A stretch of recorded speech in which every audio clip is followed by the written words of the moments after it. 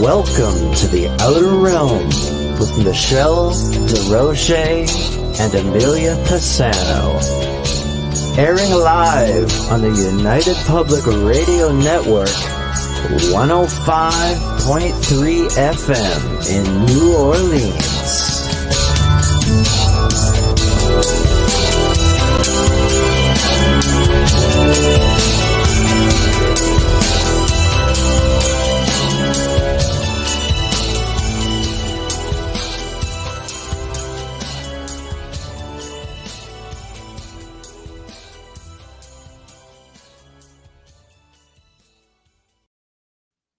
Happy New Year, everyone. Welcome to the Wednesday night segment of the Outer Realm, first segment of 2024.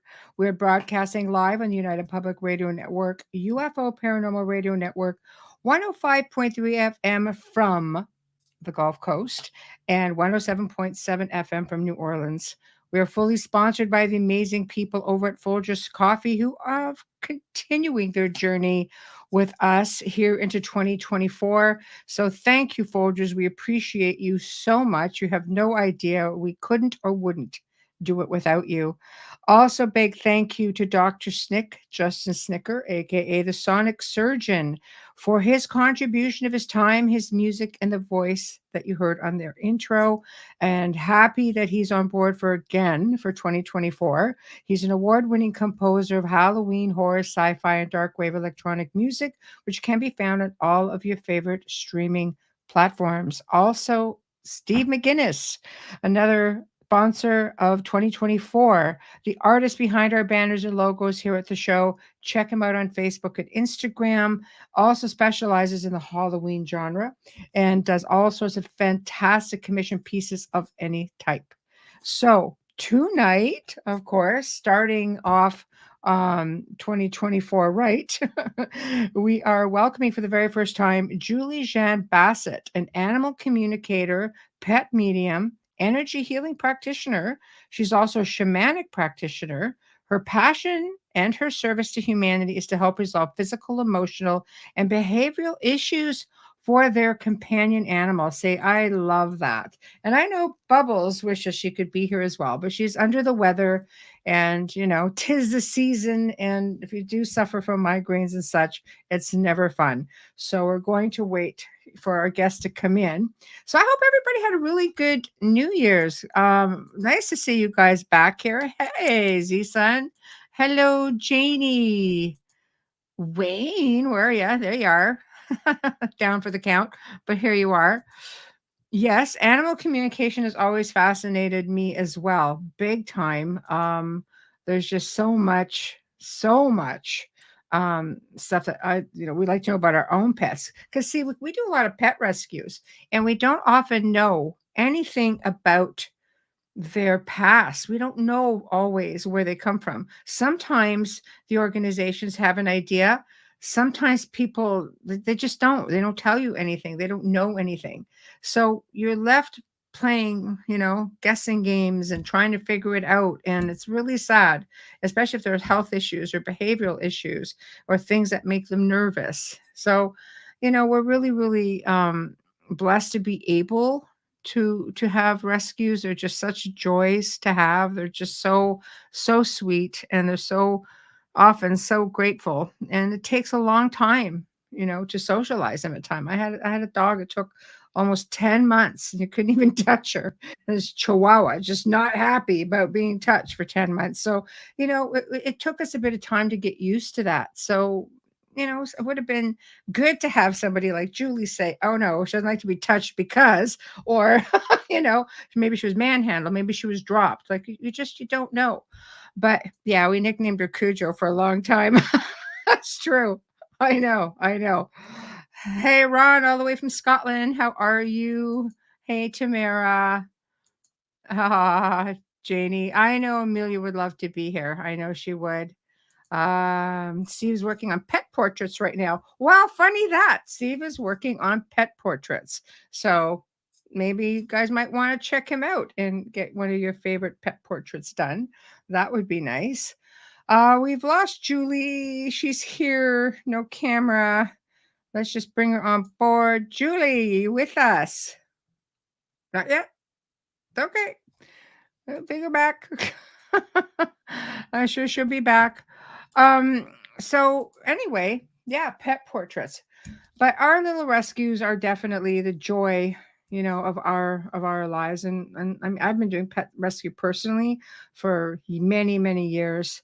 I think I only actually got two dogs my entire life, from breeders, and they had their own share of issues, but they, you know, always a joy, and stayed with us until, literally they became very aged and pass away. And like people, they tend to get a lot of, illnesses. Like it's hard to see you have an animal with kidney failure or you have an animal with cancer, and because they can't talk to you and you just don't know what's going on with them, and just takes so much to try to sort it all out. So they're just like little people.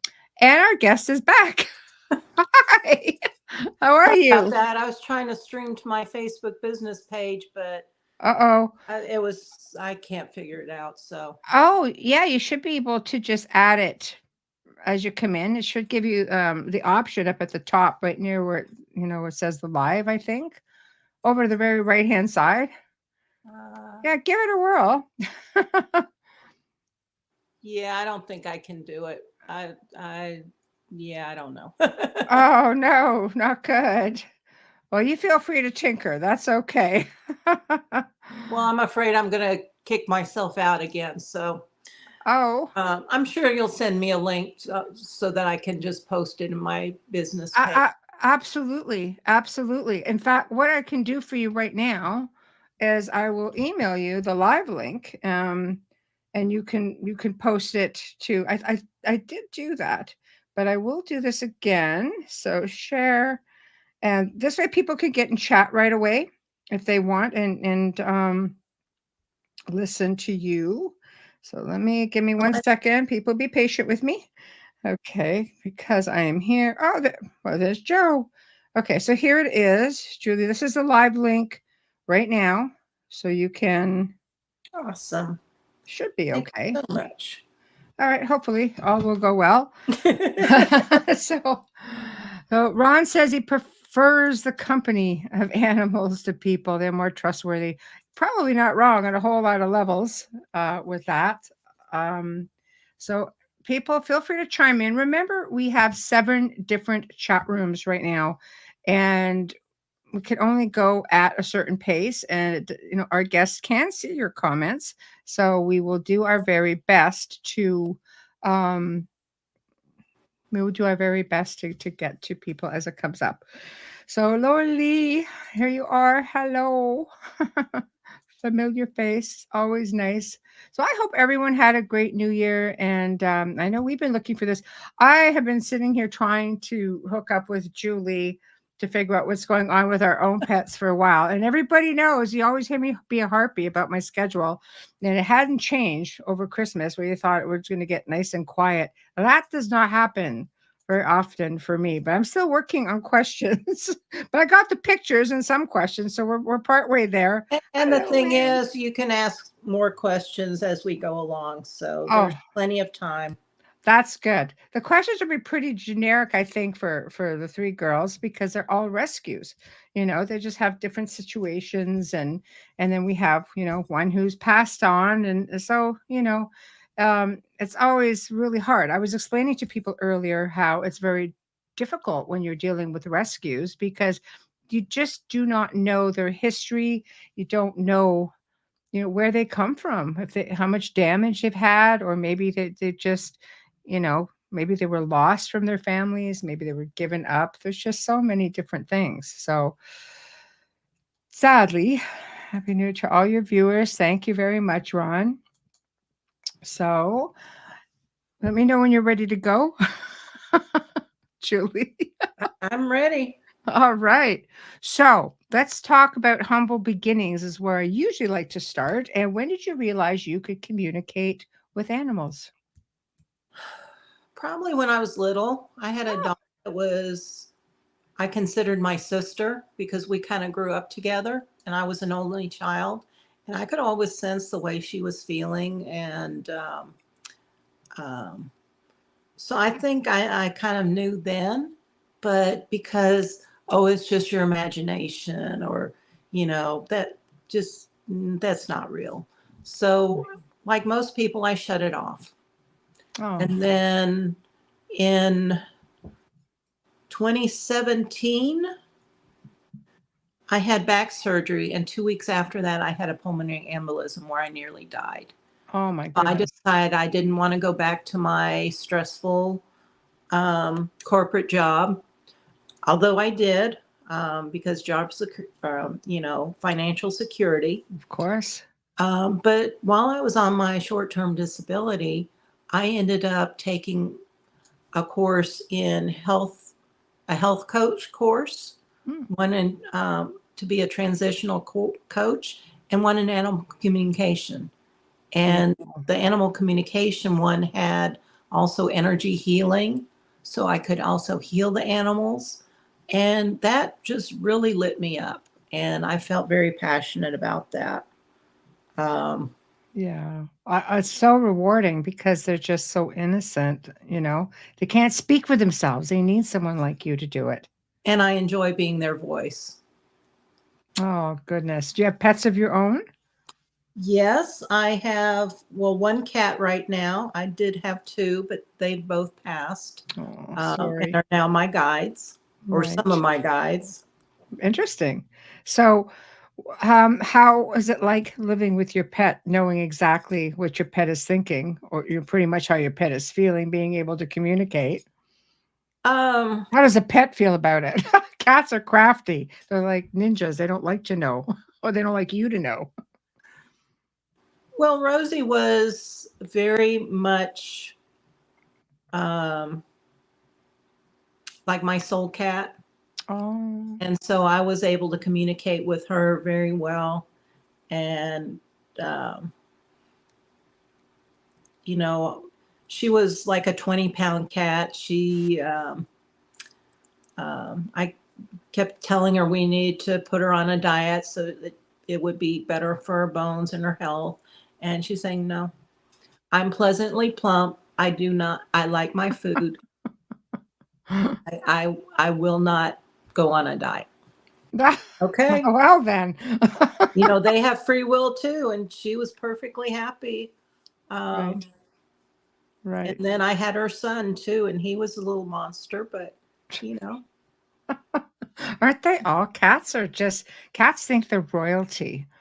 And well, that, they mind you, so are. do chihuahuas. They are. Yeah, they've got quite a rich history, Yes. without a doubt. So you decided that you've gotten this training, you had this natural ability, and you decided to reach out. I mean, you've got a really great resume. I just went through the first portion of it, helping to resolve physical, emotional, behavioral issues in companion pets. Um, I could have used somebody. I mean, obviously I am because we're in communication about doing it. But I could have used someone like you, like, many years ago. You don't encounter many people who do this. I think I've encountered one person um, who I ended up using. We're talking probably about 15 years ago. And then she just dropped off. Because a lot of people think it's too woo-woo, and now it's becoming more accepted, I guess.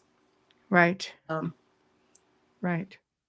but yeah, for a long time, and I was like in the Bible Belt, and it's like, oh, no, no, no.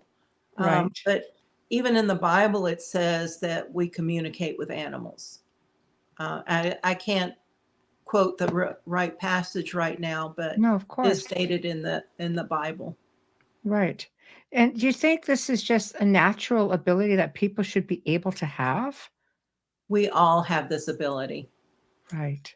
We were Right. all born with this ability to be able to communicate with animals, and most of us have shut it off, um, because, you know, people think they have imaginary friends. Oh, that's not real. And so we shut it off, or we're criticized for it, or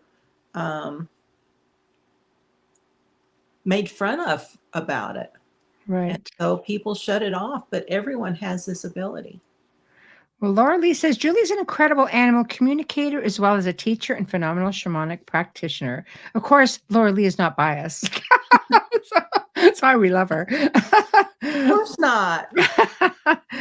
um, I know for myself, there have been times where I feel like I could pick up on what my pets are saying. And it's only been recently where I heard her actual voice. And I'm like, what was that? And I realized that it was Pixie.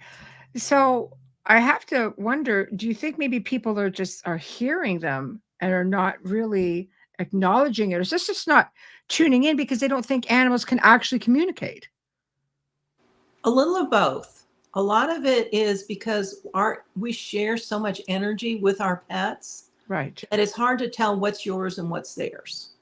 Right. And that. a lot of it is to go in with an open mind and trust what you're getting. Just set your ego aside and just trust what you're getting. Right. Right. So that's a tough one because people don't even trust in their own abilities of fight or flight, Absolutely. let alone trying to communicate, with their pets. So, what is it like communicating with pets compared to, let's say, an adult? We have a lot of blockage as adults, life Right. has a way of doing that to you. To me, they're more like kids. They all Right. have their unique personalities. I've had them come and sing songs to me. Haha. And I mean, it's just phenomenal. And some of the stories they tell me, and it's just incredible. Right. Right. So they know obviously that you have this light about you and that you're one of those people that they can reach out to. Hmm. Fascinating. So what's been some of the more interesting animals that you've had communication with? Like something like obscure or sassy. Any story you want to tell? Well, I had a horse one time that started singing the theme song to Mr. Ed. And what he was telling me is he used to be a dog. He had just lost a dog friend, and they used to be buddies in a previous life. But he saw this show, Mr. Ed. I don't know if you remember that show or Oh, not, sadly I do. I'm about the aging talking myself, but horse. yes. So he Yes. was singing the theme to it and says, I saw that and I wanted to come back as a horse. And so he did. And his friend decided, no, that's too much for me, and came back as a dog. Right. And, but yeah, someone had me help try and track a bearded dragon that had gotten lost. Right. Uh, Oh, interesting. which that was kind of bizarre. I've never talked to a bearded dragon before. Wow. Um, I like it. That's obscure. That's um, obscure. I had a cockroach in my house one time, and it taught me about survival. So, Huh. Wow. Who knew?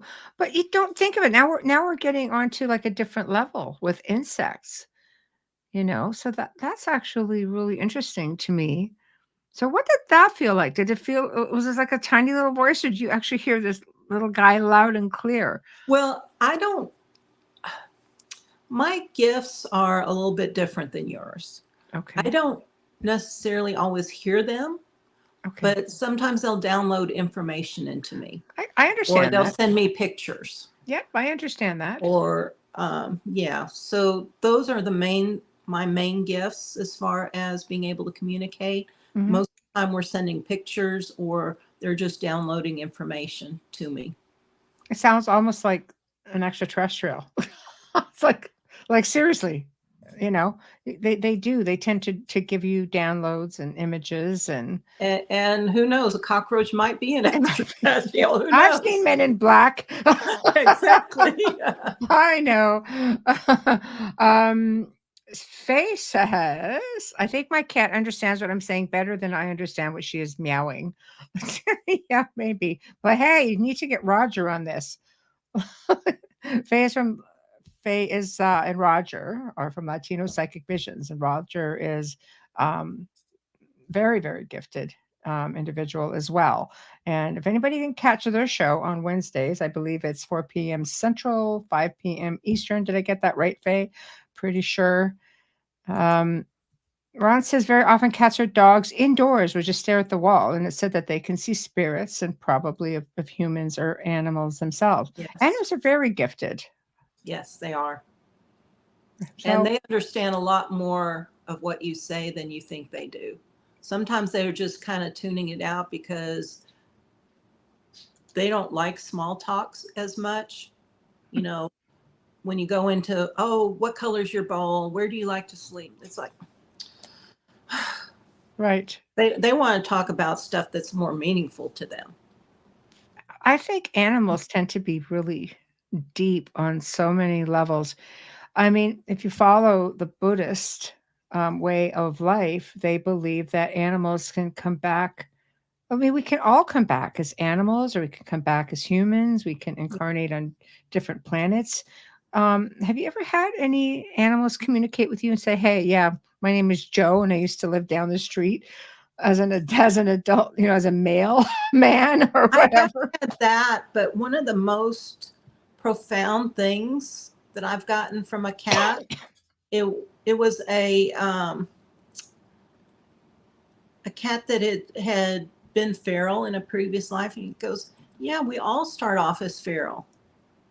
They all start off as wild cats, and then they slowly, with each life, become more and more domesticated, and until they're a pampered lap cat or house cat." Right. Right. So we ruin them by just letting them be free, and we coddle them and turn them into big babies, and And they that's love interesting. it. Well, yeah, I know one every morning that, my daughter's cats are staying with us, and every morning like clockwork, bam, bam, bam, let me in, meow, meow, meow, feed me. It then goes and chirps at the squirrels, and just, it's a cat's life. I think I want to come back as a darn Yeah, cat. it's like, it's 6:05. I'm supposed to be fed at 6. The what? Sorry? The cat that's you know shredded the toilet paper says, I'm supposed to be fed at 6. It is 6:05.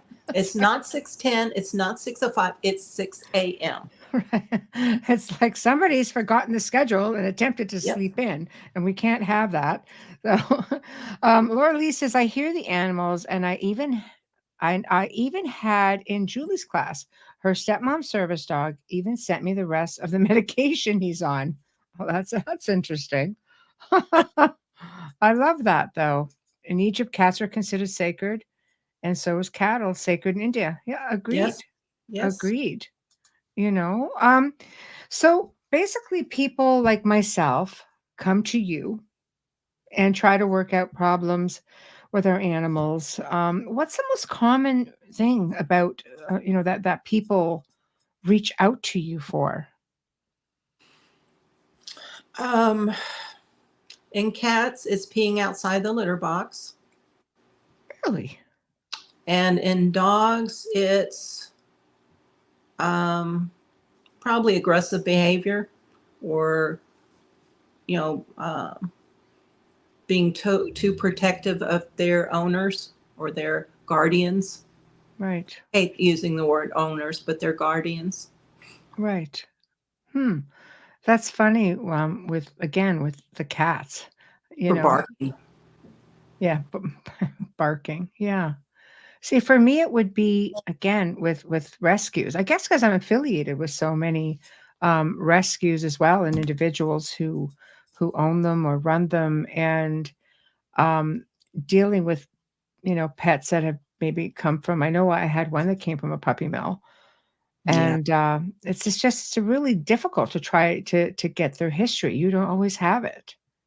And that's where a lot of times I can get their history, Right. and it's very enlightening for the owners or the guardians. Hmm. Um, I can cut the cords to those past lives, because a lot of them have PTSD. Oh, yes.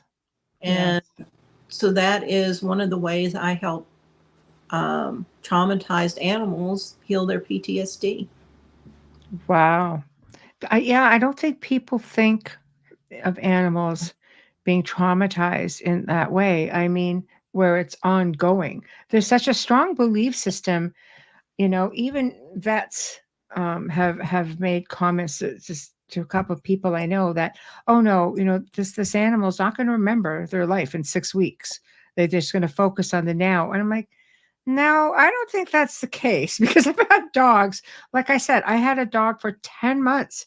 I couldn't touch her. She was terrified.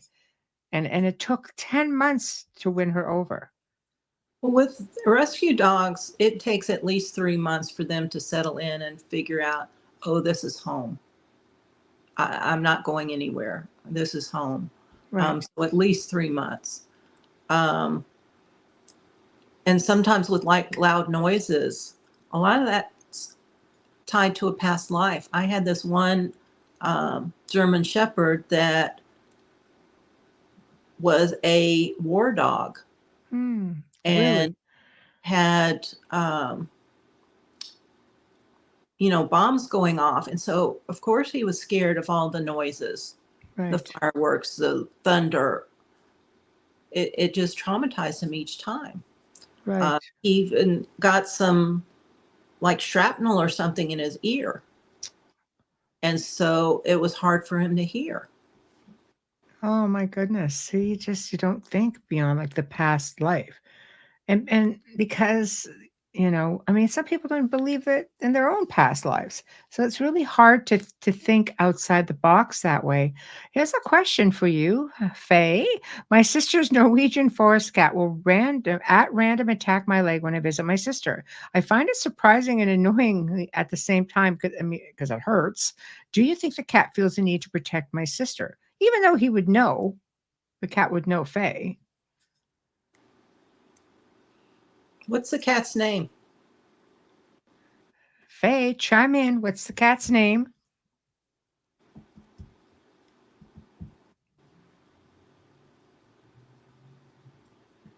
We'll wait for that to come up. You need the cat's name, Faye. Because it could be several reasons. Hildy. Either I'm sorry, Hildy. Hildy.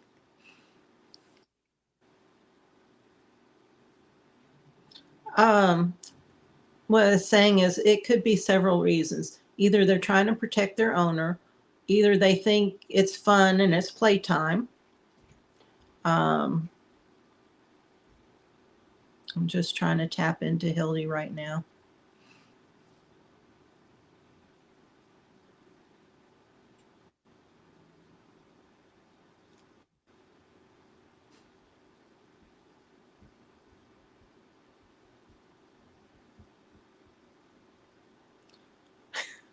She thinks of you as a toy. She Figures. wants to play. Crazy cat. Hmm. It comes out of the blue, the attack.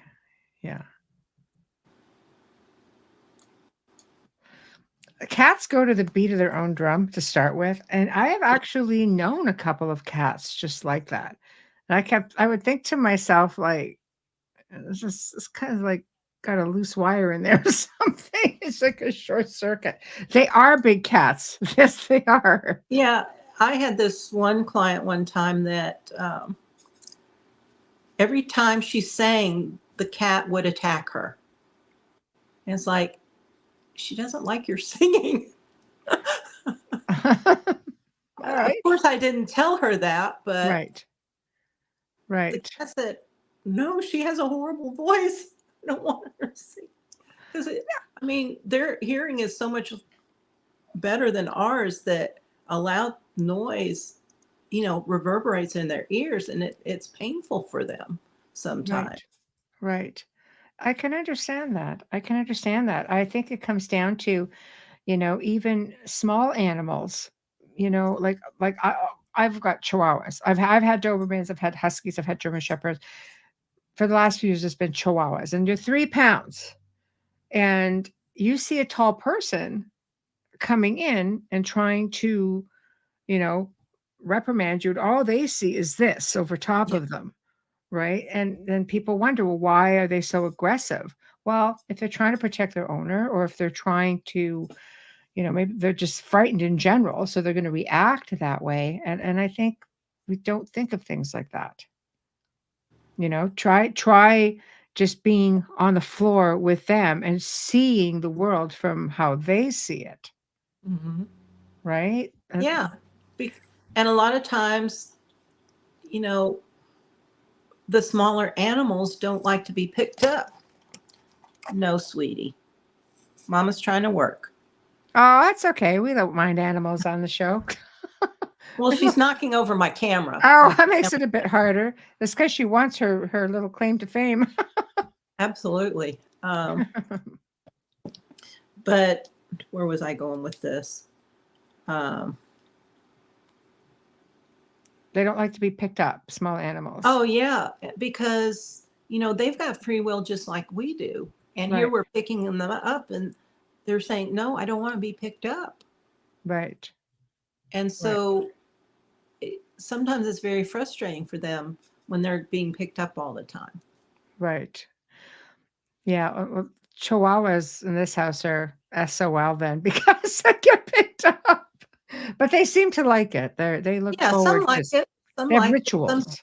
Sometimes it's just at certain times when, you know, they're doing something else and, you know, said, oh, no, I don't want to be picked up right now. But some are spoiled and they love being picked up. It just depends on the animal.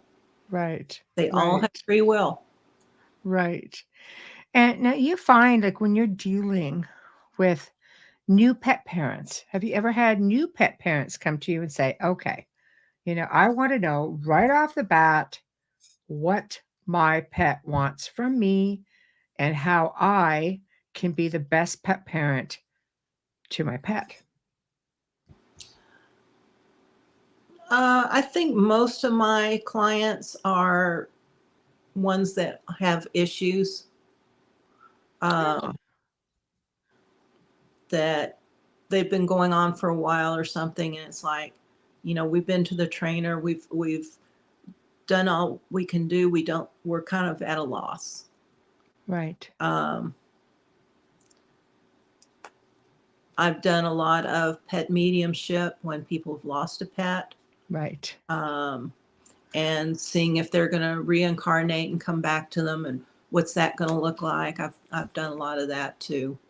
But That as would far be, as new pet parents, yeah, not so much. yes. Because that's like some of like the questions that I have already, like waiting is just like, what can we do to make your life better? Are we doing it right? Do you need something else from us? It's not just so much where they come from and what's going on with them. It's what can we do to enrich their lives? Yeah, and I have had a few like that.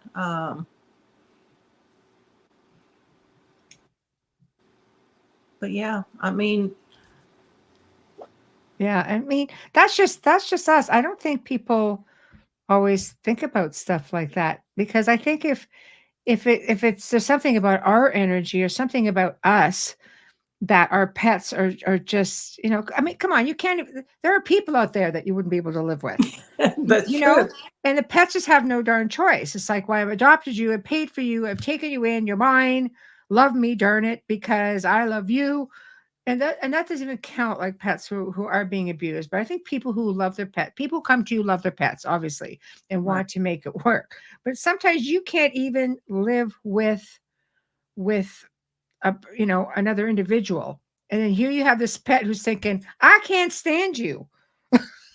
Yeah, I've had a situation where I had to tell the guardian that their pet wanted to be rehomed because of conflict See, with another animal. oh, see how that would now. How did that go? How did that pet parent take it? You Um, ungrateful little. How did that go? they kind of knew it. They, Oh, okay. they because they could kind of sense that the animals were getting along. They were trying to think of what else can we do. Uh, Right. and I said, I'm sorry, but he his purpose was elsewhere, essentially. Wow. And Wow. so he wanted to be rehomed, and they found him a great home, and he was happy. And because ultimately, that's what we want for our animal companions. We want them to be happy. We Yes. prefer them to be happy with us, but if Right. not, we want them to be happy. Yeah, see that is so sad when you think about it. But it brings I'm just gonna give Laura Lee's comment because it's hilarious. My German Shepherd Emmy thinks she's a lap dog and would be thrilled if there were a way for me to carry her around. Not going to happen in this lifetime. so um so let's get a bit deeper. Have you had animals communicate to you, any animal, and tell you that they're on a really deep spiritual path and how, talk to my owner, I need to do this, or just, I'm here because this is what I have to do. um, yes, I have. In fact, the cat that I have right now is a tripod. Um, she's one of the stray cats I had been feeding for quite some time since she was a little kitten. And she came up to me one day and um, had hurt her leg. And so I took her and she was asking me for help. So I took her to the vet. It was broken below the growth plate. And so they said, we can't save it. And Oh, so they amputated the leg. And so, of course, I couldn't let her go outside after that. So I still had Rosie at that time. And Rosie had passed about a month after that. Rosie had passed. And so Xena escaped. And so it's like, why? Um, mm, and what she told me is she was just here temporarily. She was just here to help me with Rosie's passing. mhm, And then she was supposed to be off on her own journey. And she showed me a picture of an autistic girl that apparently lives somewhere in this complex. mhm. And she went to go visit that girl. And the girl wanted Xena, her name is Xena, wanted to keep her, but the mom didn't. And so Xena ended up coming back here. But she escapes every once in a while, trying to win them over and trying to get to where she can be of service. Oh my goodness. That's such a lovely story, but sad at the same time. Um, Yeah, Dolly, oh, sorry, go ahead. but she knows she always has a place here if she wants. But, you know, Right. she's got free will. If she doesn't want to be here, That's a tough pill to swallow, isn't yes, it? it is. Especially when you care for them so much. Dolly says, as a zookeeper, I would fall in love with my animals, enriching them with types of playful exercise, of food hunting to keep them searching and interested. Home pets are the same thing. Engagement, support, lively play, observation with intent to communicate their emotions. Absolutely. Absolutely. And Sherry, have you ever heard of a group called Heal Equine Assisted Healing? That's No, I haven't. But is that like horse therapy that's where they exactly what it is. Yes. help kids or whoever with PTSD type issues or autism or something like that? Yes. Yeah. Sherry's associated with them. They're a wonderful organization in Canada. So anybody needs this sort of assistance, please feel free to reach out. to us at the show, and we'll put you in contact with Sherry, who could put you in contact with them. Well, see, again, and I think that's fantastic to be able to work with animals, to be able to heal ourselves, because you see it happening. You go into home like assisted living homes or a home for the aged, long-term care, and they bring in animals who, like, they almost like the animals know these are vulnerable people, and Right. and the elderly they just seem to know. Like, my father has Alzheimer's, but when they bring in an animal, he knows they'll have to be gentle, Mhm. right? I think it's just beautiful. So, hello, Yeah. Mark. I also work with a um, charity here, Service Dogs for Vets, where Right. we help train the warrior and the dog to be a warrior pair. Oh, And wow. it just helps them so much. It's so rewarding. Right. Oh, for These sure. veterans. For sure. I remember there was a program on television a few years ago. I don't know if it's still running, where inmates would take care of rescue animals that were brought in, and they would care for them or rehabilitate them, and Yeah, and it took animals out of away from kill shelters, and they were able to be cared for and then adopted out, which I thought, what a wonderful thing I for think they're both. still doing that, if I'm not mistaken. Oh, see, there we go. I haven't heard about them in a while, but I haven't heard it being closed down either. Wow. Because I I think it love was a very beneficial program for the inmates and the dogs. I agree with you. I think it's wonderful, and I'd love to see more of it, frankly, but who am I? Laura Lee, my autistic son's cat is so bonded with him and he with her, and she does healing work on him at night. My son was worried she would choose video game cords at night, but Julie helped communicate his cat's needs to sleep in his room, and she stopped peeing on his bed ever since then. Wow, that's fun. Cat ruling the roost. Not like my house. Ruling the roost. Yep. Um, so, do you often have to, after communicating with animals, you find yourself having to work with the pet owners to just sort of accommodate the needs of the animals? Because it can't always be the animals. A lot of times it's got to be the owners. Sometimes, but most of the time I can do some energy healing on the animal, Mm-hmm. and that helps fix a lot of the behavioral issues. Mm-hmm. Um, Besides, talking to them and um, because like I said, they've got free will too. And I had this one where the dog was chasing the car. Oof. And it's like, ooh. And I showed him pictures of what could happen and says, that car's not going to stop. It's not like another animal, because they thought, oh, this is fun. We're going to play. Right. We're going to chase this. We're going to get it. Right. And it doesn't work that way. Um, there was another time where this dog was running through an electric fence, and we get down to the road, and this was a busy highway, and it almost caused an accident. And it's like, your mama would be very upset if you got hurt.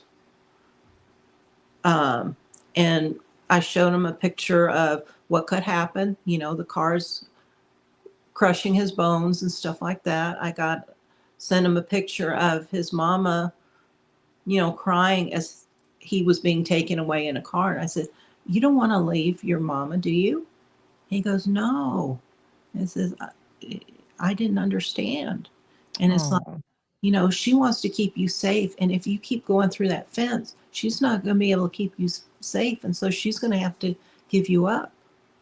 Oh, I didn't realize that. And ever since then, he never went through that electric fence. wow. Wow. I love that story. I really do. I think that, I think that people should reach out. to their pets and try to just learn about them the same way you would want to know about anybody else in your family, like their family. You have to know. But here's something that makes it a bit hard. A perfect example of how it doesn't always work. Like they have a black cat that we're feeding. She has a shelter out on our veranda, but only wants to eat here and shelters elsewhere. We can only pat her while putting food in her bowl. Otherwise, you can't approach her.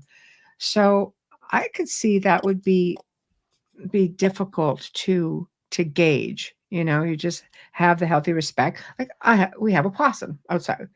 Every place I've lived, we've had a possum, and I've always cared for the possum, and we do care for the possum. The possum eats like a king. So, you know, Well, you don't um, want to feed them too much, otherwise they won't eat all the ticks and the fleas that they're supposed to be eating. Yeah, come springtime, it's gonna be a whole different thing. Wintertime, we like to make sure that that they do okay because a lot of animals just don't do well in the winter months. And this one even chirps. If when you go out and you give it a little chirp sound, it chirps back, so we know it's waiting, for its food. So let's just say over the Christmas holidays, the possum did really well. So, but okay, so here another question. While you're communicating with the animal, do you touch the animal or sit there and look into their eyes? So you can do it remotely, but what about someone trying to connect with their pet at home who may not have access to someone like you? Well, Or might want to give it a hand themselves. I get my best connections if I use a picture and look in their eyes. So I would recommend looking at your pet's eyes and, you know, without making them feel uncomfortable. Because, sometimes you look at the pet's eyes, they're just like, oh, and start getting, oh, Am I in trouble? am I in trouble? Or, Right, sometimes it's considered an aggressive movement. right, So, but if I look at a picture and look at their eyes, it helps me to connect. Uh, right, but I don't necessarily need a picture anymore. right. Um, but I think if you even like touch the animal, you can connect. You don't have to be looking in their eyes. It just depends on how you relate to that animal and um, how you're able to connect, because everyone connects a little bit differently. Right. One thing you want to do is you want to be respectful. You want to ask them if they're willing to communicate. You don't want to be judgmental. Right. Um, you want to look at things from their perspective. Um, because like the dog chasing the car, the owners thought, oh, he's just being, a behavioral issue type of thing. But no, he thought it was a game. He thought it was playing. Right. Right. So essentially, when you're connecting or looking at a photo, it's the same that a lot of mediums would do, even looking at photos of individuals or so on. I think people need to realize that because for I'll back up. I can't tell you how many times I have read, posts, and I'm not on social media a lot. Time doesn't allow that for me, but when I am, Why? yeah, it's my life. But I've seen comments here and there which basically have stated something along the lines of animals don't have souls. That's And not it, true. I know exactly, right? They also, Exactly, I've also seen where they don't have emotions, and that is not true either. right. No, I've seen animals cry, Me too. and I think until you see it, oh my goodness, you just look at in the eyes of an elephant, for example, with so much wisdom. There's hmm so much wisdom. Because they tend to, or they should, and unfortunately, in some parts of the world they don't, but they should live a really long time. And there's so much life experience in there. I can tell even when I would look at, and one of like one of my elderly dogs, for example, you know, like through the years, the way they look at you, you could just see there's so much wisdom. And I wish I could understand what they were doing, you know, when you're feeding them and they're just like, no, I don't want to eat that. I don't like it. Don't try to cram it down their throat. Like, okay, well, you just don't want this today. We'll try to do better next time, or, you know. But it amazes me that there are people out there who really feel that way, Yeah, me too. you know. They really do have souls and feelings. Animals have souls, they're emotional, they are sentient. Absolutely. Most definitely. Absolutely. Um, so basically then when you are like, do you have a lot of people who want to communicate with you in person? Like, is it easier for you to touch the animal? Like, basically, I know when you know, in my line of work, you know, we do use remote viewing, and people get funky about it. So essentially, you're looking at a photo, you're just tapping into that animal without a photo. You know, do you get a degree of resistance with that? Generally not, because often when I'm in person, Hmm. also picking up on the person. And so sometimes it's difficult to separate out the person versus the animal. Yeah, I could see that. Whereas if I'm remote, I can focus in on the animal before the call and get some information and make sure my connection is solid with them Hmm. before I bring the human into it. Right. Right. Yeah, I could see that. You mentioned that you work the physical, the emotional, and the spiritual levels. So when I come to you, without getting into, you know, obviously a whole whack of specifics, I'm already like trying to get this and this and this in place. but, but what would you do? So somebody comes to you with a pet and they're like, okay, here's some questions. Can you walk us through the process so, you know, we all know what to expect? Well, you'll have some questions to begin with. Right. So I'll connect in with the animal, and I always ask them if they want some healing, especially if we're talking about some behavioral issues. And like you Right. said, I work on the physical, emotional, and spiritual. These Right. sessions can take anywhere from 45 minutes to 2.5, 3 hours sometimes. It depends on what their higher self tells me they want. Right. And there's a protocol I go through primarily, and I get a lot of information from that. I can send a lot of healing. Um, if the client hasn't booked a healing session, um, I'll do a quicker version of it during the call. But usually I like to do it remotely. Right. But I need to get the owner's permission to do the healing as well as the animals. Okay. So I just go through, I say, hey, I can't do this right now, but when I'm on the call with your mama, what do you want Right. me to do? And Right. so it can be things like um, grounding them, sending animal essences, sending crystal energy, doing some things for um, balancing the left and right hemispheres of the brain. Um, I use the meridian system, which is one of the energy systems of the body, to release stuck emotions from the various meridians. On the spiritual Okay. level, I will work with the chakras, both the major and minor chakras. Mhm. Um, I'll also check to see if they have viruses or parasites or bacteria. Um, I'll also check into their lifestyle, their relationships. Mhm. So much that goes into one of these sessions. Mhm. I can't physically do it on the call. So Right. we'll do it. If they book a energy healing session, I will do it remotely. Right. And then we spend 30 minutes. Um, I'll summarize what all I've done, what information came through, um, what recommendations came through. And I'm Mm. not a vet, but sometimes Right. some health related recommendations come through, and I will relay that to the person. And there's always some time left to ask some questions. Oh, excellent. Excellent. So you basically, you go through everything Yeah. with the pet. I think that's lovely. And that's the main toolbox I have. But I always ask them at the end, is there anything else you need? And sometimes they'll say yes, because sometimes there's a cord that needs to be cut, or, I've got a lot of different tools in my tool belt. I've even started adapting my shamanic practices to help Mhm. animals. I've been Right. working with my stepmom's service dog because he was diagnosed with bone cancer. Oh, And so I've been doing some shamanic healing on him.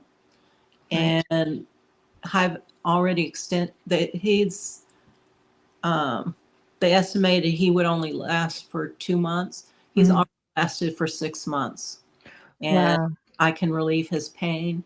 I've been working on building up his shoulder with collagen and removing the cancer cells. Mm. Um, and now his timeline is his highest yet. It's like 2.5 to 3 years. Wow. That's So amazing. And and what does that require from you? Like, is this a daily healing you need to do, or is it weekly, monthly? Like, how much healing would you need to do on an animal that's pretty much diagnosed with a couple of months and ending up going years? it just depends. Whenever my stepmom starts seeing that he's in pain, Right. uh, she'll ask me to reach out to him, and so I'll generally do a healing then. What I've been trying to do lately is do it weekly so that I can keep him pain free and off of his pain medicines, because she stopped having to give him his pain medicines. Right. Um, and just, you know, his quality of life is so much Right. better. Uh, Right. Right. I think that's beautiful. And energy work, people it's underrated. It should be. It really should be more recognized because you can do so much healing with frequency, vibration, energy work. and with Uh, diet, right, diet's huge for animals and right, people. right. I agree. I agree with you on that. Faye said that is lovely. I would be suggesting to my sister to contact you about Hildy. Well, I think that might just be your answer, Faye, and you might start getting nice, peaceful visits with your sister. Absolutely. Ruth says, I'm with the cats and dogs all day, every day, so I talk to them a lot. She goes, I swear they understand me. The dog does for sure, but the cat's body language and vocalizations are clearly responding. Yeah. So, They understand more than we give them credit for. right. And, Uh-oh. with that, sometimes they choose to ignore you. Especially cats. But yeah, I mean, they understand a lot more. Sometimes it's just kind of gobbledygook to them, but Right. um, but Right. yeah, if But they're paying attention, they understand more than we give them credit for. so basically, when you hear people say they understand the tone, or it has to be one or two syllables. What are your thoughts on that? Do you think it's all tone, or do you think that they actually do understand what you are saying? It depends, because Okay. sometimes they don't understand, um, like medical terminology. Sometimes they don't understand what a chiropractor is versus an acupuncturist. And so Right. I send them a picture of, is when you had this treatment, did this help? And I showed the needles, Right. or I showed them, doing a chiropractic treatment, and said which one have felt better, and oh, the one with the needles. Right. So sometimes you have to explain to them, because sometimes some of our words don't make sense to them, Mhm. uh, Right. especially if you're talking strictly to the animal. A lot of times I'll talk to them on their higher self, and their higher Right. self knows more than the animal itself does. Right. Right. I'm just going to post your website here in the chat room so everybody go crazy, guys. There we go. So, um, yeah, I think there are times when, you know, the whole attitude part is interesting. For a while, I used to wonder, like, does she actually understand? Like, I'm saying her name 15 times, Muffin, Muffin, Muffin, and Muffin's like this. Will not even acknowledge me. Muffin, Muffin. Then she goes, and she's a Chihuahua. She's 13 years old, and it's just like not doing it. And I get a little half glance over. It's like, wow, I feed you. I love you. I give you so much love and affection. Chihuahuas have attitudes. Oh, yes. Yes.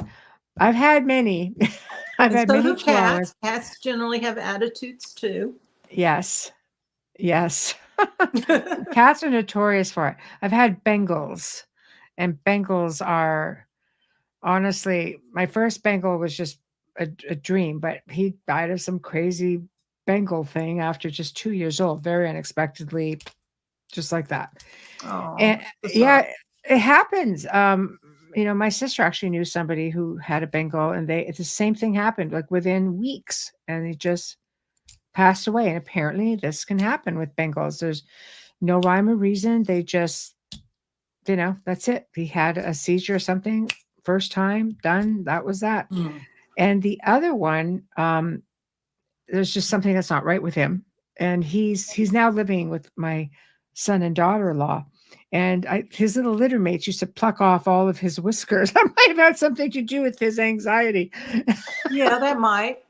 Yes, so he's never been right since, and he's a few years old now, but it goes just to show, like I knew this because the prior owner whose cat had this little guy said this is what happened, and he's a very strange little cat. He's the was the runt of the litter, and so we had an idea. But sometimes when you have, like, I'm thinking you're short circuited, there's just something not right with you at all. But how many times does that happen and people just have no idea? They're buying from pet stores, or they're finding them as strays. And they don't know the history Exactly. because sometimes with some of the puppy mills, they're interbreeding. Yeah. And, that's not conducive to a healthy family line or a healthy pet. No, not at all. Not at all. And some of them will portray themselves as, reputable um, breeders, Yeah. and then you end up with a very sickly animal. And there are a lot of great breeders out there, but then Yeah. again, there's a lot that Yeah, aren't. absolutely. Absolutely. Um, But I've just learned that for me, more rewarding are rescues and second chances. Yes. And I've always had big dogs. Like I said, I've had Dobermans, I've had Shepherds, I've had a lot of Huskies, because Huskies take a certain type of person to Yes. be able to raise them, shall we say. And I had rescue Huskies. And they're very vocal. Oh, they're very vocal and they're very silly. And we had one that taught our other well-behaved husky how to jailbreak, and they like to run, right? So they had a huge run, and it was probably about 800 square feet. And then there was like a couple acres to run besides that. So one day they were gone all night. One time that they escaped, and the next morning they decided to show up, and it was pouring rain. The other one came back early. He's like, nope, just let me back in. I'm like, all right, I let you back in. The other one just sat there in the pouring rain, sitting there staring at the house. And I'm looking at him through the window. I'm going, you're so naughty. So I go out and I looked at him and I pointed to, his main area. And I went like this. And he went down on his tummy. I never had to say a word. I never had to. It must have been my vibes. It's like, you're partying all night. Now you want to be dry and be fed, I suppose, you know. But it's like that telepathic thing. Telepathic, plus animals use a lot of more physical commands versus voice commands. Right. That's how a lot of trainers train them, Right. to connect the voice command with a hand signal or something like that. Oh, see, well, that brings me to this comment. My sister's other cat, a British short hair, was 5 years old when she got her. The sister swore the cat didn't understand her because she only understood Russian, the language of the cat's former owner. The cat now understands my sister, which is very sweet with her. So, what do we do when you have an animal? Because this happened with one of my little chihuahuas, came from a Chinese or family, and I'm talking to this dog who's 14 months old is looking at me like I have two heads. Like, what? What do you do in that case?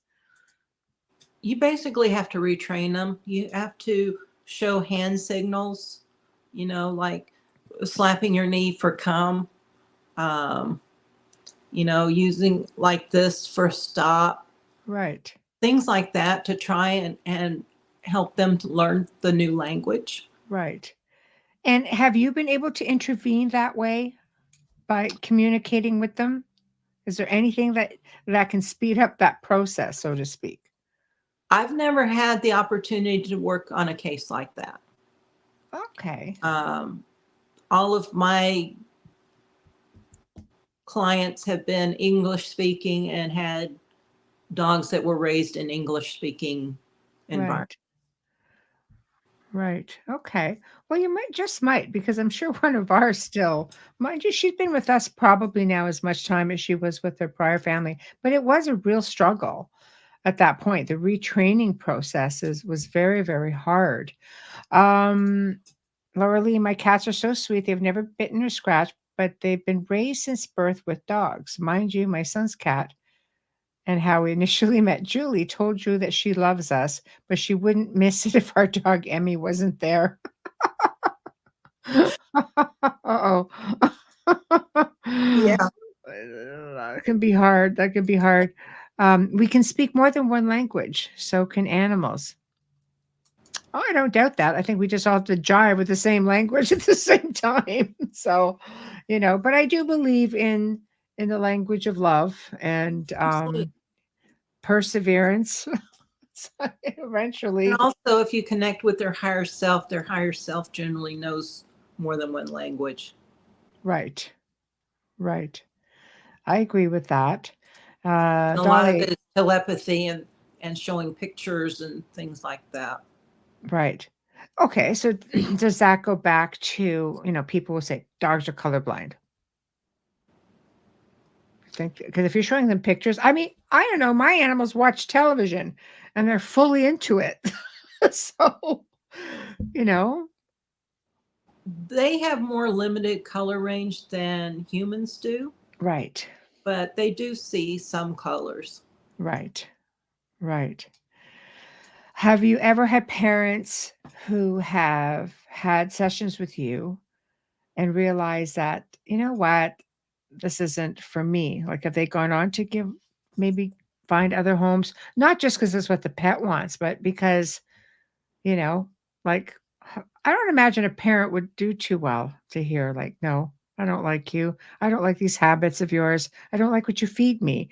I don't really like when you pat me or touch me. Like, have you ever had a parent say, this animal is just too difficult and I can't put the time in to make it work? Um, the pet parent having trouble putting Yeah, in time. yeah. Accepting the reading.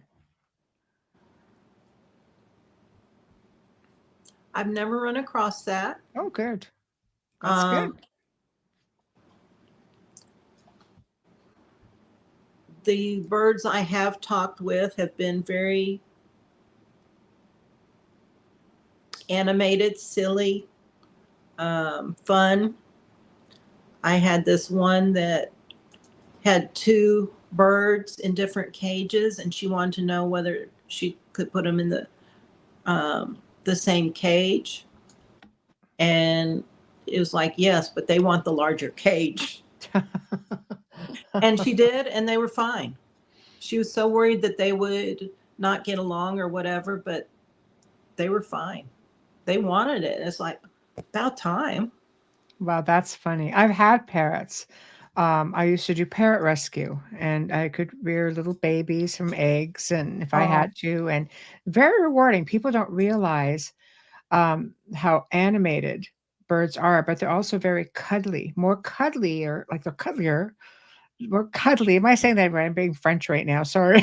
But I was talking with my hands and get my point across. But I've had a bird who used to have to snuggle every single night. She'd fall asleep in my arms and we would have our cuddle time.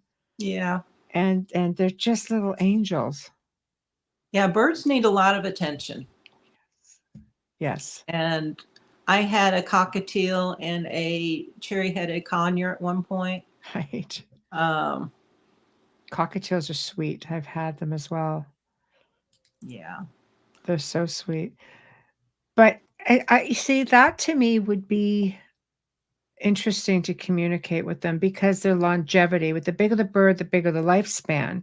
Right. And we had a cockatoo that was rescued. They gave her up because, her parents had a baby and she was a little too loud and sassy. And they thought she was a boy. And when we got her, because I knew how to tell, she was a girl by her eyes. And she just would do very strange things, and even in her bonding. But her behavior when it came to the PTSD, when you talk about PTSD, Yeah. she was really a traumatized bird. And I've rescued parrots out of breeding situations who have plucked themselves bald, being kept in tiny little cages, the nails wrapped around. It's complete abuse. And I've rescued these animals or these birds and rehabilitated them and donated them, to good families because parrots are so expensive to buy. But she was just I found out that cockatoos are one of the most abused parrots on the market. So, I noticed that you do talk because you have blogs. I've been on your website. I've checked it out. Go check it out, people.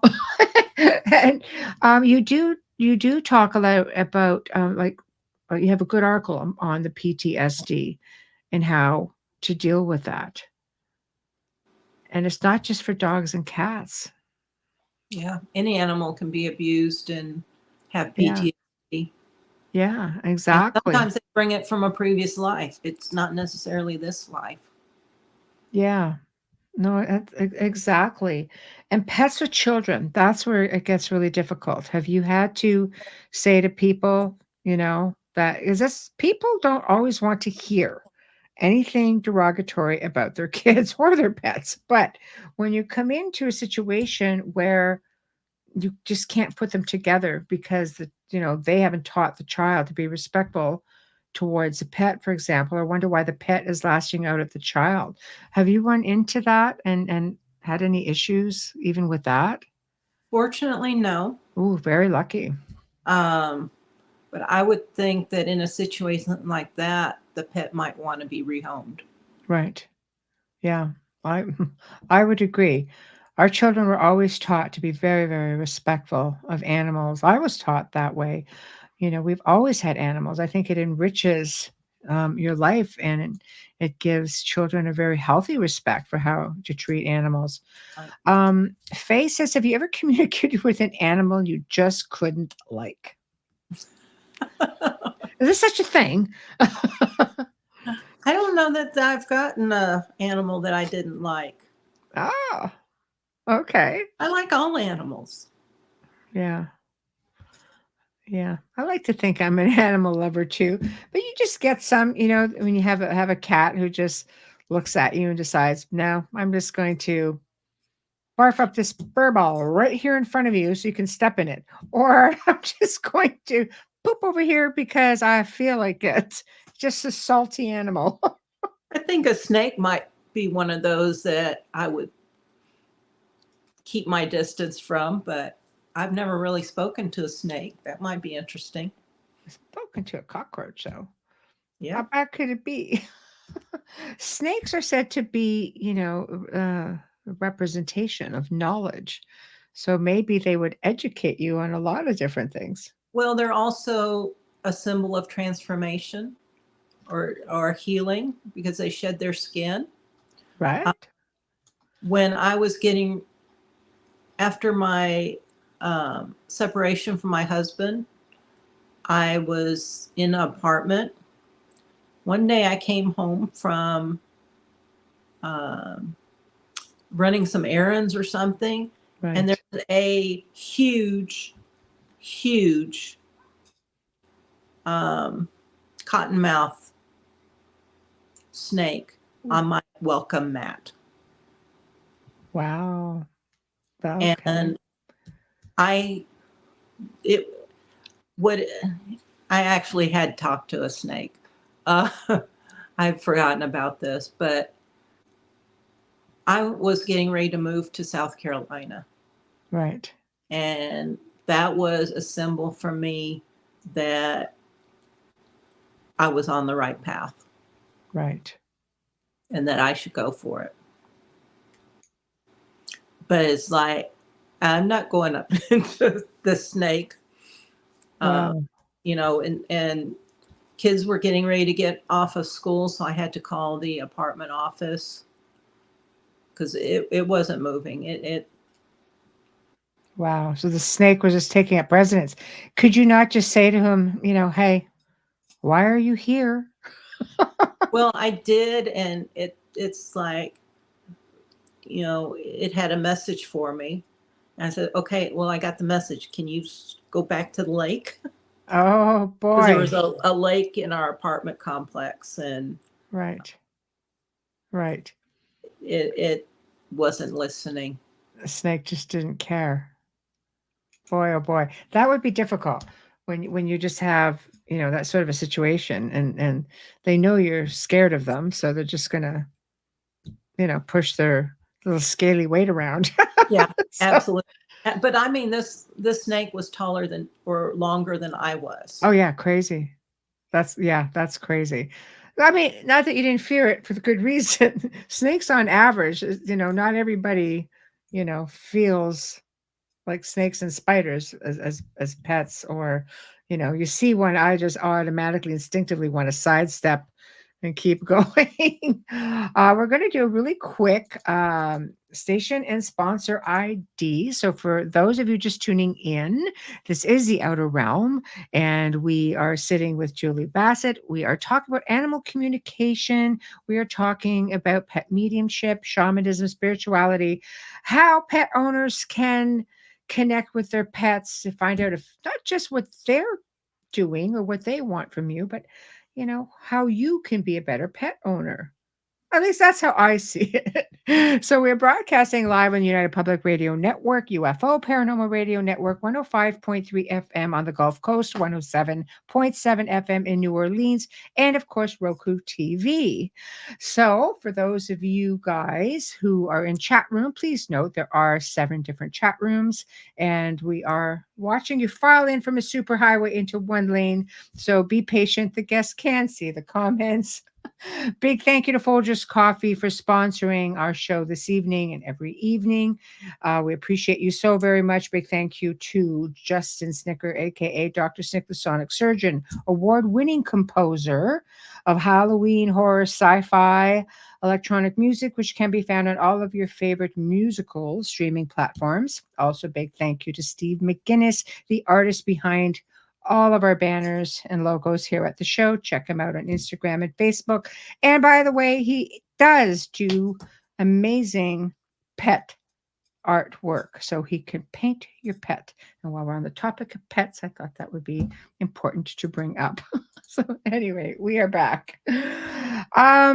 Okay, we're going to get into a little bit of, a little bit sadder. I mean, sadder for me. I lost, my little pet baby a couple of years ago, and she really was like my baby. In fact, I remember when I went back about 15 years ago, and I was introduced to a pet communicator and sent her a picture of my pets at the time. She goes, "The little brown one thinks she's the center of the universe." And my response was, "Okay."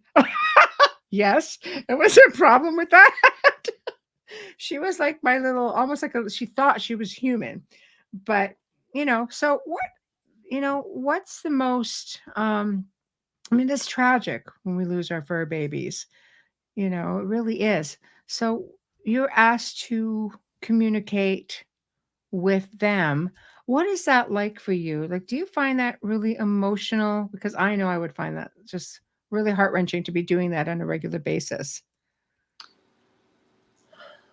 I think because I am a pet medium, it's not as traumatic for me because I know they're still with us. Right. And, because often when I'm talking to the client, I say, well, he's right there. He's right behind you, or he's down at your feet. Right. Because they are still with us. They are here, once they pass, a lot of times they are here as guides for us because there is a reason why every pet is with us. They're Right. here to teach us something. They're here to heal us. They're here to be a catalyst for us. There's just so many things that they are here to help us with. Right. And their purpose isn't necessarily always with us, but they are to be of service. Like all the service dogs, all the therapy dogs, they love it. They love having a job to do. Right. They love helping us heal. That's the primary reason I find that animals are in our lives is because they're here to help us heal. But they're also on their own path. They're also trying to learn and grow just as we are. Right. They're here to experience different experiences too. And a lot of times they intersect with our experiences. Right. And how do they usually communicate? Because I know with humans, um, we leave certain signs, whether it's smells, whether it's, like a favorite perfume, favorite flowers, or, birds. My mother loved cardinals. After she passed, good grief, we're like, how many cardinals do we have on this property? Just lots of cardinals. So, how do pets communicate with us once they've passed on? Often I've found they send butterflies. They'll sometimes Interesting. send yellow butterflies or blue butterflies, or one sent ladybugs. So anytime somebody saw a ladybug either outside or in a magazine or in a photo or on a bumper sticker, anywhere, that was a sign from them that, yes, I am there. I've had them send coins. Most of the time, those are humans, though, that are sending the coins. Yes. Yeah. But sometimes pets send them too. Sometimes they send feathers. It just depends. Right. Right. No, I love that. Laura Lisa, I took a picture a few years ago of someone I was speaking with via Skype of their deceased cat sitting on the pillow next to them on the bed. It was very cool to see her cat there. And Wayne says, I have 27 pounds. My God, it's a big cat. I had a 27-pound tabby pass a few years back. And the night after his passing, I felt him hop up on the bed and walk towards me as he had done countless nights before. Yes, absolutely. I had one of the dogs I tried to is a Great Pyrenees. I felt him come and sit down right next to me. And this was a dog from like Arizona or something that was lost in the desert. Wow. He ended up passing, Mm, fortunately, yeah. but he's now on my team. He came and sat down next to me. We had such a good connection. Right. And I could feel his fur. It was just really cool. When you say your team, can you elaborate on that? My spirit team and my healing team. I have a team of animals that helps me to heal other animals, Mhm. um, and helps me to communicate with them. Yeah. I've heard that a lot with, people who even, just people's mediums who, who don't work with animals at all will sometimes have spirit animals, not just as guides, but who actually I guess they're still being the service dog, so to speak, even in the afterlife, which Right. is, really interesting. So, if you have like, do you ever have pets who are grounded, who just get stuck because they just don't want to leave their family? I've had animals that have prolonged their passing because trying to give their guardians a chance to adjust and to, um, because they didn't want to see them sad or feel guilty. Yeah. Um, so I have seen that happen. Mhm. It's difficult. I think, like anything, we can tie human spirits, to us through grieving, and it would be the same with animals because we're just so much more bonded. Like, I know with my little one, like, I revived her 6 times and, like, at least once a week for 6 weeks until her last time, and I just went, "Okay, yeah, mouth to mouth." She just stopped breathing. It's like, "There we go." You know? And I could still Uh, hear her barking every now and then. yeah, She had this little discount bark, and you could just hear it in the distance every once in a while. yeah, So, she again, my baby. So, but yes, you can, give mouth to mouth to a dog or an animal, and right back, her little siblings would bark and let me know if she stopped breathing, and it's crazy. My vet would be just like, "That's amazing." I don't know. It's a heart thing, yeah. she had a heart issue. So it's just like, well, so that was difficult, to say the least, but I know she's still around. It doesn't make it any easier though, So, because we still, and I know better. I know better, I'm having mediumship abilities, and I know that, your loved ones are around or your fur babies are still around. And it still doesn't make it easier, even though we know better. right. Because we miss their first, their presence, their actual physical body, Mhm. their presence. Yeah. Um, and I think that's why it's so hard for a lot of people is, you get so used to having them around, and that even though they're in spirit, it just isn't the same. It is not the same, no matter what. My mother used to laugh. She goes, "You probably miss that dog more than me." No. No. I don't. Um, Faye has a question. Do zoos ever ask for your help? I've not been asked by a zoo yet. Oh, okay. All right. My service dog Tippy is still with me. I see her out of body experiences.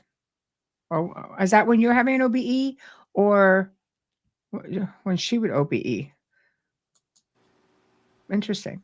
So, um, what is the most, have you ever had to help with missing animals?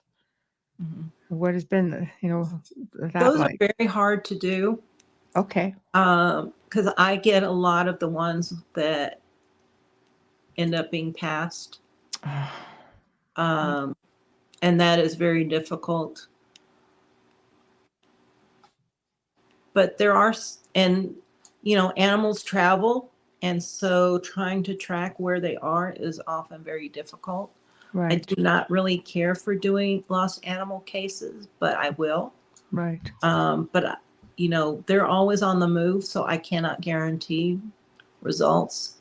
And the pet parent has to be actively involved.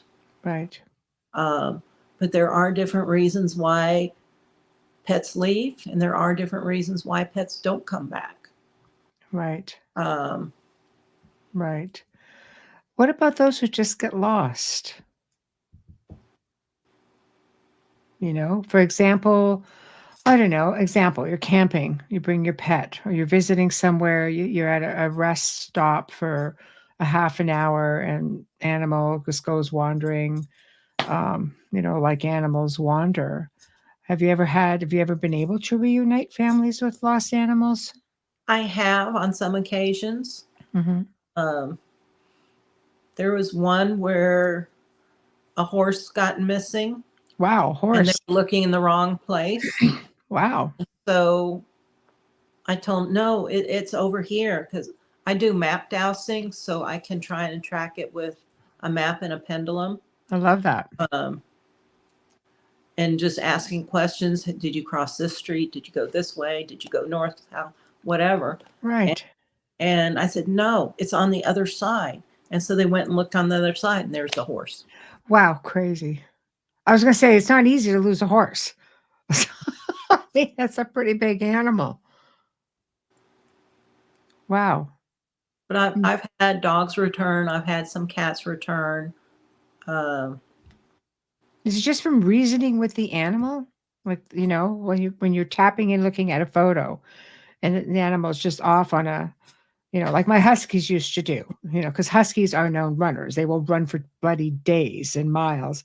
So were you able to just tap into the animal and say, okay, you do need to go home now. Your parents are worried. Have you had like a success story like that? Or is the animal just like, I don't care. I'm out having fun? I've had both. Okay. Um, cats are notorious for going on little adventures. Yes. Um, generally, though, if you have a cat that's strictly indoors and it gets out, Right. it's going to stay close to home. It's going to try and find some place to hide where it feels safe. Right. I've had them underneath the house before, Right. underneath the like a deck. Right. Right. Dogs are more of wanderers Right. or Yeah. cats that have been used to being outside. Right. Um, So in communicating in the past, in your communication with animals, do they tell you what their parents should do to look for them? So like if we lose our pets, how, based on your experience, what should we be doing to try to get our pets to come back? Or is there anything we can do at all? generally, animals can smell a lot better than we can. Right. And so if you put like a dirty piece of clothing from their favorite person, it will help Okay. them find their way back home. Right. Or a dirty litter box, Right. cat will Right. help bring them back home. Right. Often I've put a big like searchlight above their house saying, go towards the light. Wow. I've often asked them if I could see through their eyes and looking around and see what they're seeing. Hmm. I was doing that with somebody a little bit earlier today where Right. her cat's been missing since mid-December. Oh, goodness. That's And hard. when I looked through its eyes, I saw like darkness around me. And I did the map dowsing, and it's like she's right there, or he's right there. He's under the house. And they're looking around trying to figure out how this cat got in there. Right. And they haven't found the opening yet.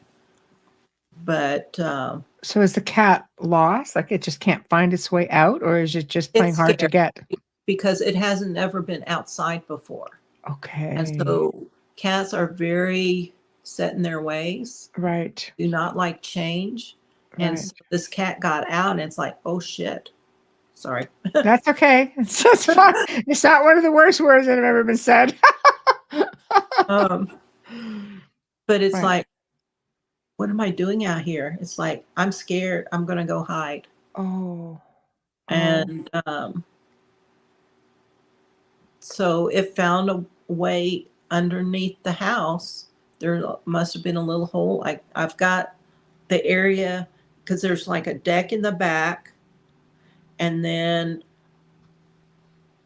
it looks like from looking at the deck, it's to the left and a ways in. And I Right. saw like he showed me white, and he showed me like a paint can that was kind of knocked over, and he also showed me like a pillar, like a wooden pillar and a low ceiling, and also like he was in a corner somewhere. Wow. I've had an animal show me a rooster before, and it was a um, not a real rooster, but a decoration that was posted on somebody's wall outside. Oh, so to show you basically where to find them. Mm-hmm. How interesting. I had A some landmark. puppies stolen one time, and I tracked them through the different roads to this one house, and they went there, um, which I don't advise doing because these people were not the best people, Right. and they could have gotten in a lot of trouble. Wow. But since they came, all of a sudden at the end of the road, there were the puppies.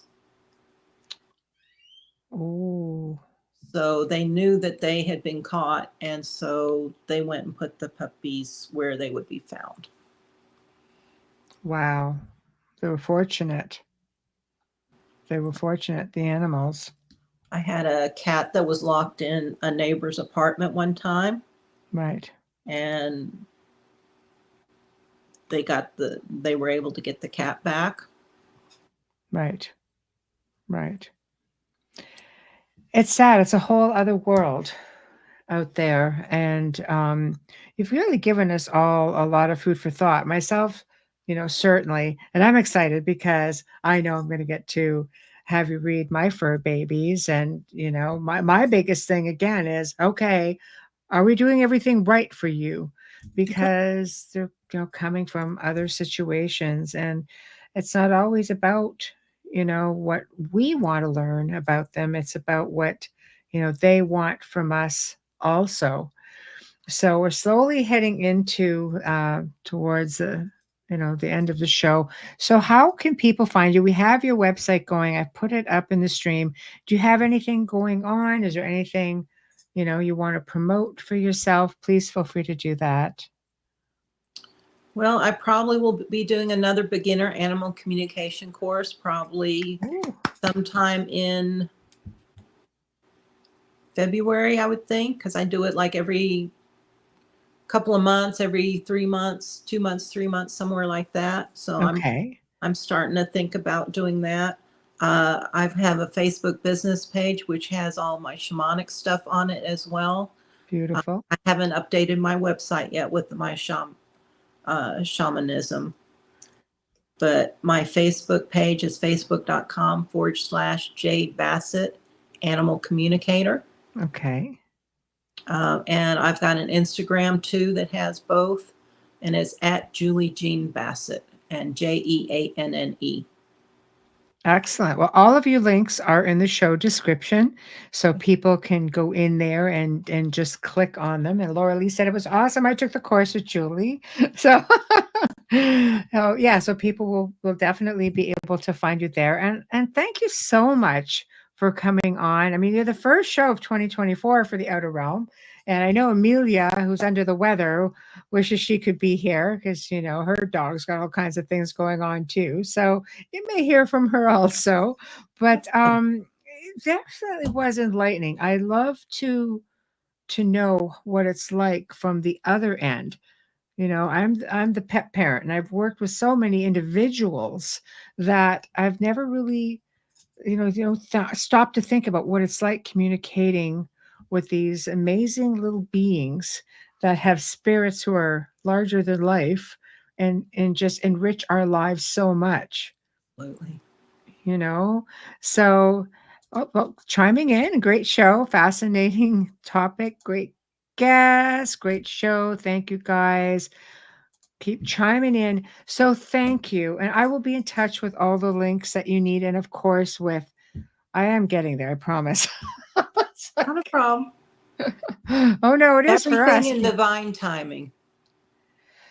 You keep saying that, but if I don't get on it, my schedule is going to undivine my time and it's just going to go somewhere else completely where I don't need it to go. And we do want to know about our little ones. So they have a vet appointment for their annual checkups on Friday, and then we're going to be able to get into their little heads and see what's going on with them. The little darlings. So, Thank you for having me. I really enjoyed it. This has been a lot of fun. Thank you. I'm glad you had fun. I certainly did. Everybody certainly did. Still chiming in. Cool show. Thank you. Great chat. Love the subject. Night, night. Great show. And of course, our biased one. Amazing show. Thank you so much, Julie. And again, I will be in touch soon. All right. Thank you. Good night. Okay. And Happy New Year. Happy New Year. Thank you. Well, everybody, we have come to the end of another great show. What a way to kick off 2024. Something near and dear, to my heart and many, which is, of course, our fur family. So thank you all for tuning in. Thank you all in chat room. You just make it that much more fun. Big thank you to Folgers Coffee. Big thank you to Justin Snicker and Steve McGinnis. We appreciate you so very much. If you guys like what you hear, if you like the show, please, wherever you're watching, subscribe, share, comment, just like us up. We appreciate you so much for that, and it helps us grow. Also, if you want to contact us, please do so at the outer realm contact@gmail.com, the outer realm contact@gmail.com, or just go to the Facebook page and click on email, and it brings you right to us. Unfortunately, it's so difficult to answer messages on social media. I personally get so much, and it's hard to keep track of all the group pages as well. So email really is the best way. So tomorrow night, we welcome back our returning guest, Ryan Peterson, who is a biblical researcher and writer with an emphasis in ancient Hebrew. Now, he's been on the show before talking about one of his books, and he really gets into theology, so he's really interesting. But he's going to be discussing his newest book called The Final Nephilim. So it goes back from Genesis to Revelations, providing study on end times, prophecy, rise of the prophesied, seed of the serpent, the Antichrist, all of this interesting stuff. So, we give you something lighthearted and we're going to give you a little bit of gloom and doom. But hey, we do aim to please, and we are fascinated in what he's got to say. So again, Happy New Year. Thank you for tuning in, and we shall see you all tomorrow evening. Good night.